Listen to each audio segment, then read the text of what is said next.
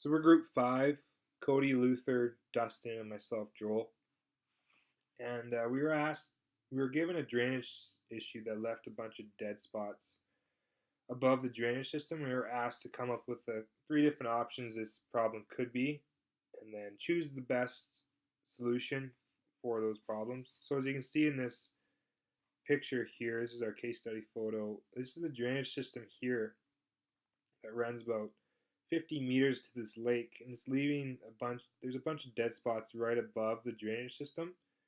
So from the start of the drainage system to the end of the discharge point is only about a 10-inch rise, so it's not that steep a slope.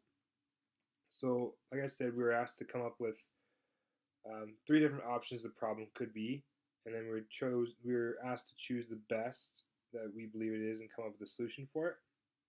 So to understand and come up with a solution for this, we first need to understand the Hobart's equation, which is an equation describing the relationship between the depth and spacing of parallel subsurface drainage, the depth of the water table, and the depth of hydraulic conductivity of the soil.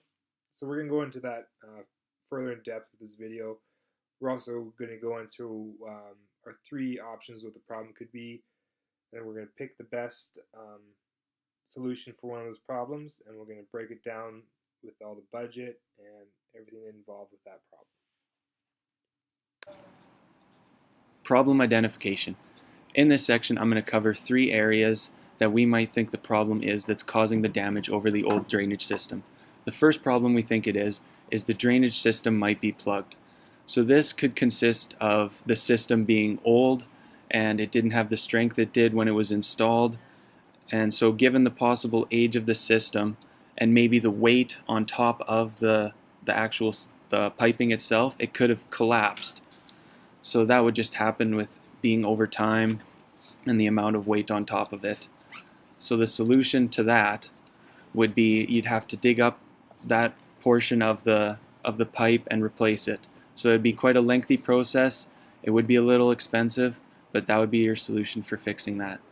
Another area inside of the system being plugged is it could be clogged by an animal, being that the pipe ends at a water source. If there's no grate or something over it to keep anything from coming up it, an animal like a bird or something could stash twigs or plug it off or do something to block it, which would stop your water flow, which would then over time slowly build up that water table behind the plug, so then it won't be flowing to the water source. So the solution to that is you would just have to unplug it. You could use a snake with a camera on it to stick up the pipe and see what the problem is, and then just simply unplug it. So our next problem that we might believe it is it's a very high water table in that area. So this would consist of the water being a lot higher than where our piping is, and the pipe actually can't keep up to the water as it's in the ground, so the water table would rise and it would become just under the surface, killing that grass and the grass would become kind of moldy and algae-like, which is what it looks like is kind of on the surface of the grass. So our third problem that we believe it is the impermeable soil content. So this would be that the soil content in the ground is so compact and so hard that the water actually can't get through to the piping to escape to the water source.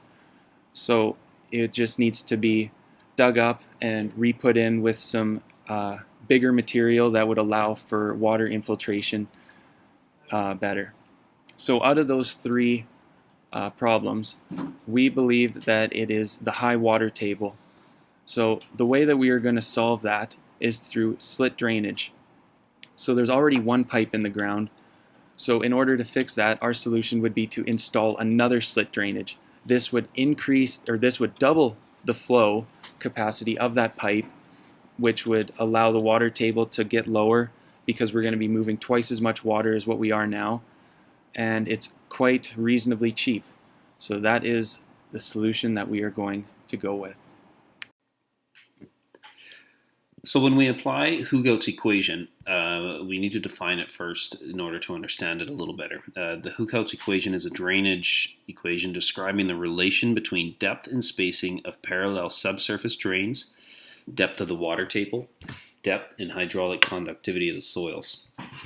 So in order to find this drainage rate of the top of the free water zone at the midpoint, which is going to be the very middle of your water table, which is going to be perched a little bit higher than the sides, and that's why we need to understand what that's actually sitting at. So to find that, we need to get the hydraulic conductivity of the soil, which is going to be 12.7 millimeters per hour, which is half an inch per hour, which is they want for the sandy loam in the fairways.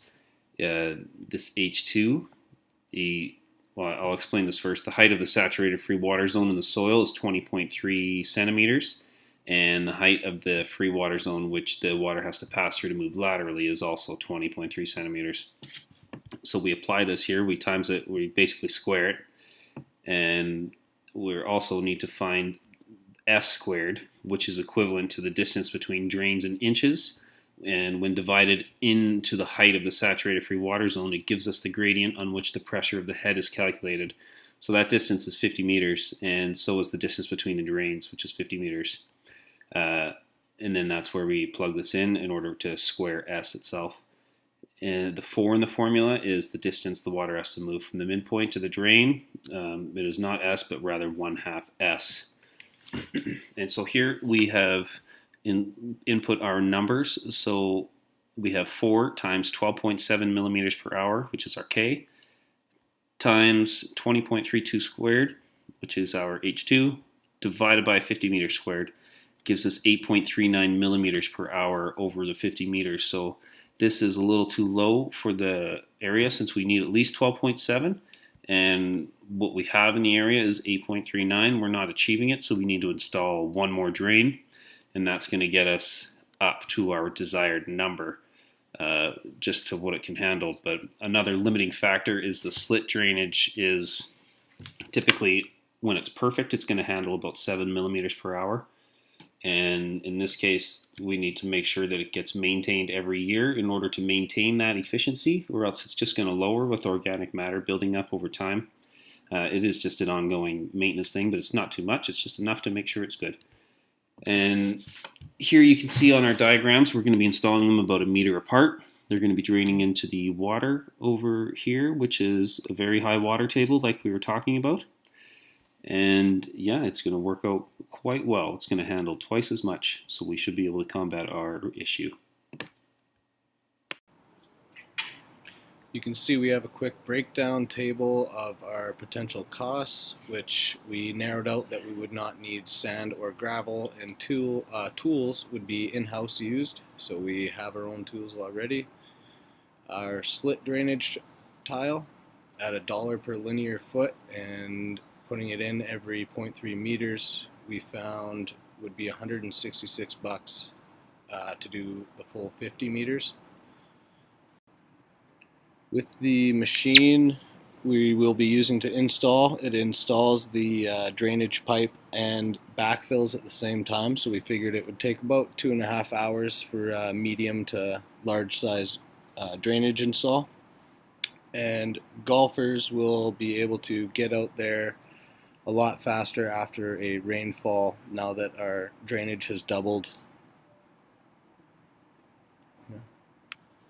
In our summary, as Luther stated earlier, it's a pretty vital aspect to implement drainage when you have puddling issues and to properly identify the issue, or you'll be doing pointless practice.